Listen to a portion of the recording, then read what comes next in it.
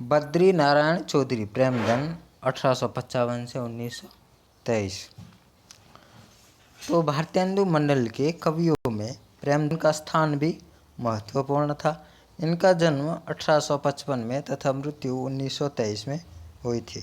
इनका जन्म उत्तर प्रदेश के मिर्ज़ापुर जिले के एक संपन्न ब्राह्मण परिवार में हुआ था।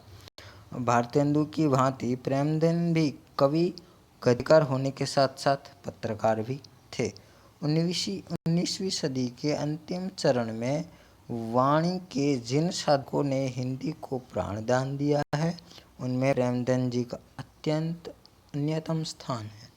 वे आधुनिक हिंदी जगत के उस उन्नायकों और प्रवर्तकों में से है, जिन्होंने स्वांत सुखाए ही हिंदी की सेवा द्वारा हिंदी काव्य मंडल में अपना अमिट स्थान प्राप्त किया। प्रेमधन और भारतेंदु हिंदी साहित्य के तत्कालीन धुंधले प्रकाश में प्रतिभा संपन्न दो नक्षत्र थे, जिनके प्रकाश से तत्कालीन टिमटिमाते हुए और नक्षत्र प्रकाश पाते थे। प्रेमधन जी ने उर्दू में कविता किया है। उन्होंने उर्दू कविता के लिए उन्होंने अपना नाम अब्र रखा था। हिंदी कविताएं प्रेमधन नाम से ही निकली थी। भारतेंदु से परिचय के बाद से प्रेमधन जी बराबर हिंदी की सेवा करते रहे। साप्ताहिक नागरी नीरद और मासिक आदम्ब कादम्बिनी के संपादन द्वारा उन्होंने तत्कालीन पत्रकारिता को नई दिशा प्रदान की। जैन जनपद, आनंद अरुणोदय, हार्षिक हर्षाहर्ष, मयंक महिमा, अलौकिक लीला, वर्षा बिंदु आदि उनकी प्रसिद्ध काव्य कृतियाँ हैं, जो अन्य रचनाओं के साथ प्रेमधन सरस के प्रथम भाग में संकलित है। भारतेंदु के काव्य में प्राप्त होने वाली सभी प्रवृत्तियाँ प्रेमधन की रचनाओं में भी उपलब्ध है। लालित्य लहरी के वंदना संबंधी दोहों और बृहचंद पंचक में भी उनकी भक्ति भावना व्यक्त हुई है। तो उनकी श्रृंगारिक कविताएं भी रसिकता संपन्न है। उनका मुख्य क्षेत्र जातीयता, समाज दशा और प्रेम देश प्रेम की अभिव्यक्ति है। यद्यपि उन्होंने राजभक्ति संबंधी कविताएं की रचना की है, तथापि राष्ट्रीय भावना की नई लहर से उनका अविच्छिन्न संबंध था। देश की दुरावस्था के कारणों और देश उन्नति के उपायों का जितना वर्णन उन्होंने किया, उतना भारतेंदु की कविता में नहीं मिलता। इस संदर्भ में वे नई नई घटना को कविता का विषय बना लेते हैं।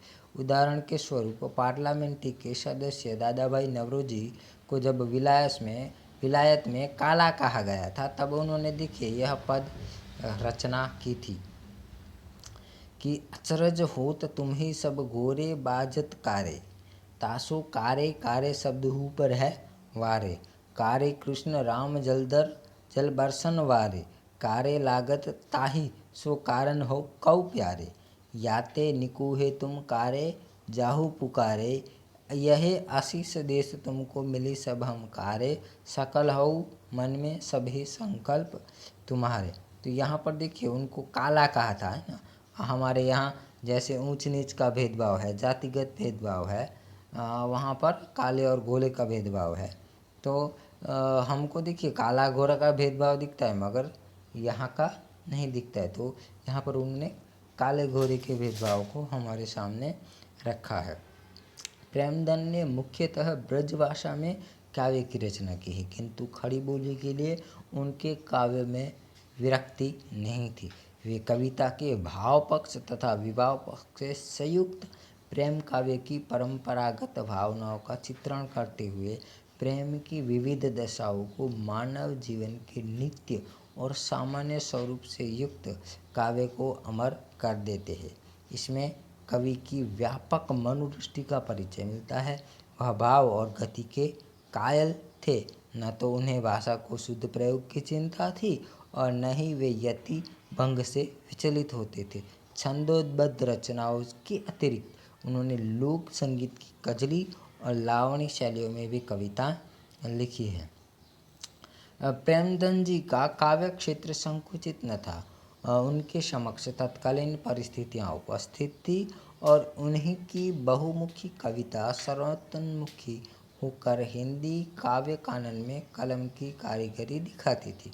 हिंदी गद्य साहित्य की ओर जब हमारा ध्यान जाता है या आकृष्ट होता है, उस समय हमें भारतेंदु के पूर्व हिंदी गद्य के विकास का प्रादुर्भाव भले ही दिखाई पड़े, पर गद्य का कोई स्थिर स्पष्ट रूप तब तक नहीं दिखाई पड़ता। प्रेमचंद जी का काव्य उनके जीवन के विविध घटनाओं से युक्त है, जो समय समय पर उनके कलम की कारीगरी के रूप में आनंद कादम्बिनी और नागरी नीरद की छटा से हिंदी काव्य काश में सुशोभित करता है। प्रेमचंद ने अपने काव्य में, चाहे वह गद्य हो चाहे पद हो, इस भावनाओं को जितनी प्रधानता दी है, उतना भारतेंदु के किसी अन्य लेखकों के अंतर्गत हमें इतने स्पष्ट और प्रभावशाली रूप में नहीं दिखाई पड़ता। प्रेमचंद की उस व्यक्ति को मनुष्य नहीं समझते जिसे अपनी जन्मभूमि प्रिय नहीं है। वह मनुष्य कहिबे कि योग न कबहू नीच नर, जन्मभूमि निज नहीं नाही जाके उर अनंत। यानी जिसके उर में हृदय में जन्मभूमि के प्रति प्रेम नहीं है, वह मनुष्य नहीं है। जिस प्रकार प्रेमचंद जी ने अपनी कविता द्वारा जन्मभूमि की प्रशंसा की है, वैसे ही अपने अग्रलेखों तथा निबंधों द्वारा देश प्रेम की भावनाओं को कूट कूट कर अपने काव्य में भर दिया है। चेतना के इस युग में प्रेमचंद जी की दृष्टि समाज और धर्म पर पड़ी, और प्रेमचंद जी ने अपने गद्य और पद्य काव्य को इन भावनाओं से प्रभावित कर तत्कालीन समाज तथा धर्म की समुचित व्यवस्था का ही चित्रण बना दिया है। प्रेमचंद जी के काव्य पर दयानंद सरस्वती के साहचर्य का प्रभाव विशेष रूप में दिखाई पड़ता है। विधवा वित्पय वर्षा इसका अपूर्व उदाहरण है।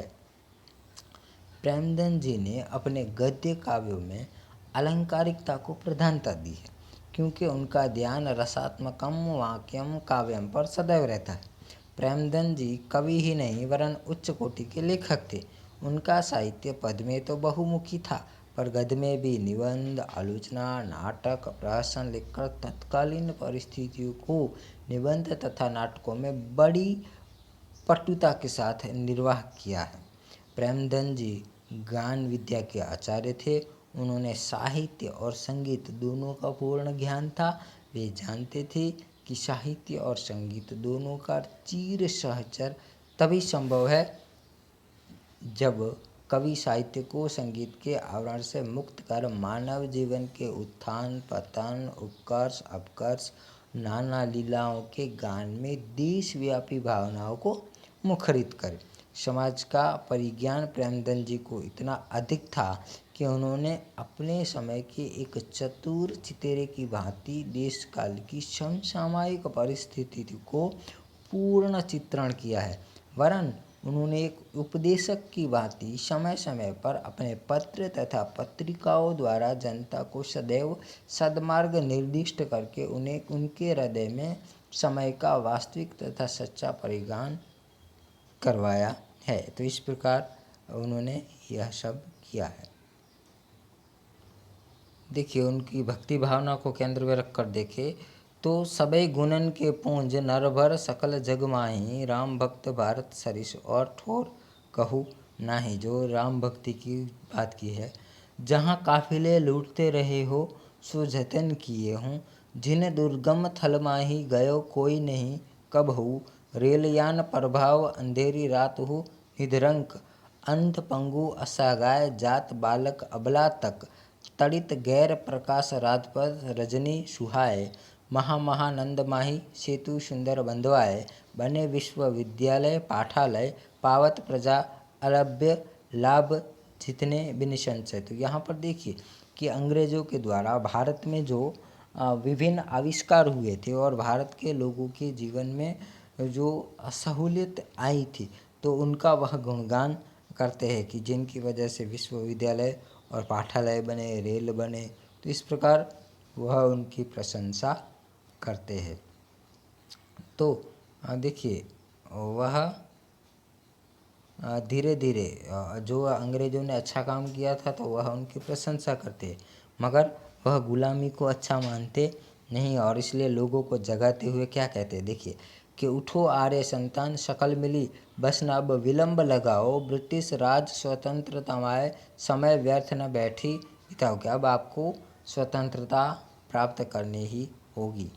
समय गई वह पल ही, चाहू बदली गई सब, बदली सबय पसंद चाह कछु और भई अब, सब अंग्रेजी पढ़े भय सब ग्राहक इनके, किराए के बर्तन कैसे हुए काम के तिनके, पर ये सब कारीगर है जिसके जैसे के वैसे, तब टूक सोचित चले काम इनको अब कैसे, विद्या उन्नति भई शिल्प की उन्नति नाही, देशोन्नति जाके बिन जग में कुछ न लखा ही, तासो शिक्षा शिल्प नेया करी देव इतना सब, जाके बिन फलहीन होत इतने सब कर्तव्य। देखिए स्वागत जो है काव्य में उन्होंने किस प्रकार जो अंग्रेज शिक्षा तो देते थे मगर वह अपने नौकर पैदा करते थे, इसके ऊपर उन्होंने यह बात कही है। फिर लोगों को जगाते हैं कि भयो भूमि भारत में महाभयंकर भारत, भय बीरबल सकल सुभट एक ही संग घारत, भरे विधुर नर नार सकल चातुर गुण मंडित, बिगरो जन समुदाय बिना पथ दर्शक पंडित, नए नए मत चले नए जगरे नित बाडे, नए नए दुख पर शीश भारत गाढ़े।